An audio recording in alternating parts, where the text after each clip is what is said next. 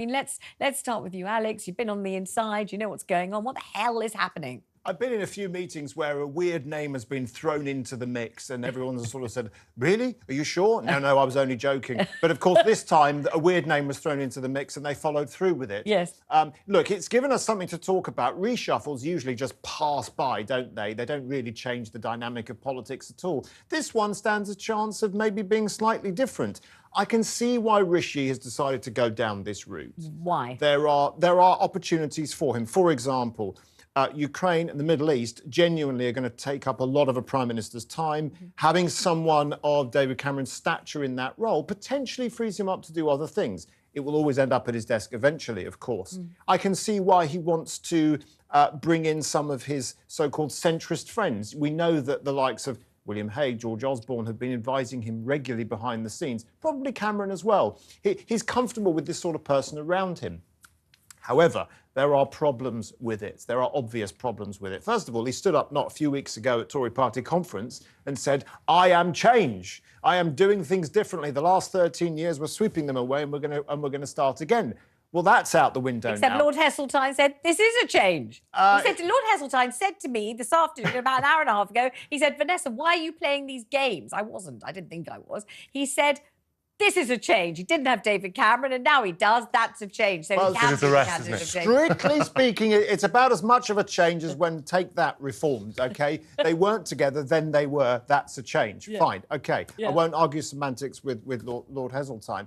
But look, it's going to send a signal, and it's going to send a tricky signal to a lot of people. It sends a signal to the Conservative Party that there is a new type of attitude now that is perhaps not Brexiteer, not of the right, small boats, etc., is perhaps going to be deprioritised. It also, unfortunately, sends a signal to the Red Wall. OK, it says that the party you voted for in 2019 is not the same party anymore, and that's a problem. Let's bring Jonathon in. So, I mean, it sounds as if this would-be masterstroke might be a misstroke. I don't see that there's a masterstroke anywhere. This is pure desperation, Vanessa, from a Prime Minister who has sort of run out of cards to play, and this is, kind of an incredibly left-field move. If you're appointing David Cameron, look at what David Cameron did. By David Cameron's own metric, he destroyed the fundamental plank and anchor of Britain's foreign policy. The first question journalists could ask him is, do you think that the UK was right to leave the EU after all? Cameron can't possibly have a good answer to that question. As Foreign Secretary, he doesn't appeal to Remainers who resent the fact that he had the referendum. He doesn't appeal to Leavers who resent the fact that he was a Remainer. He's the only cabinet minister who's ever resigned because he opposed Brexit, for heaven's sake.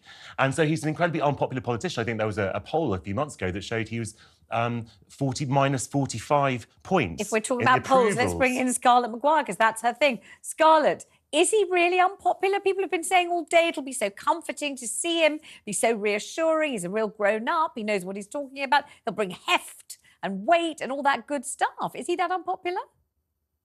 No, I don't think he is actually that unpopular. And I do think, I think probably what the government was going for, I mean, I've no idea really why they do most of the things they do, but I'm sure it was to project a sense of competence that I think has been completely lacking, at least in the eyes of the electorate for the last few months. But I think there's a question of, who he is popular with and who he is unpopular with. And actually, it is quite strange to see a government who are focusing so solely on those Conservative 2019 voters, those more sort of red wally voters. Over the summer, we had the Stop the Boats campaign, all the messaging, the cars, the net zero, everything seemed to be messaging directed to them. And actually, this is odd because this seems to be trying to protect sort of another flank of the blue wall, because the people that he is more popular with are sort of Lib Dem or Lib Dem leaning Conservatives in the south of England. And actually, that just means that I think maybe by flailing around in all these different directions, they're not really covering any bases at all. Alex, could there be a rebellion or some kind of stabbing by the absolutely irate Suella Braverman supporters on the right? I think this is a good test to see if there are signs of life on the backbenches, frankly. My personal view is I don't think that they will. I think that the Conservative backbenches have more or less given up. In years gone past, maybe even only a year ago, something like this may have triggered some kind of strife. I think we're beyond that now. I don't think they've got the energy for the fight anymore. I think most Conservative MPs have either settled on the fact that they're going to lose, or they've already made arrangements to leave and they're looking at their next jobs. But let's see what the next week holds.